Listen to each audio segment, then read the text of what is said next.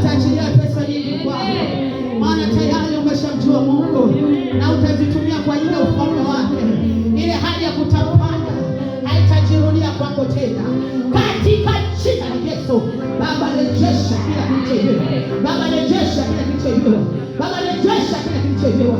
Baba, rejesha kila kilichoibiwa. Rejesha kwa Revis Bwana sadaka aliyotoa kwenye hii madhabahu kwa ajili ya kinanda.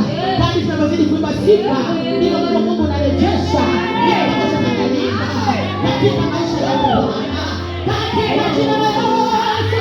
Rejesha mali zako Bwana, rejesha maisha yako Bwana, rejesha nyumba yako Bwana, katika jina la Yesu.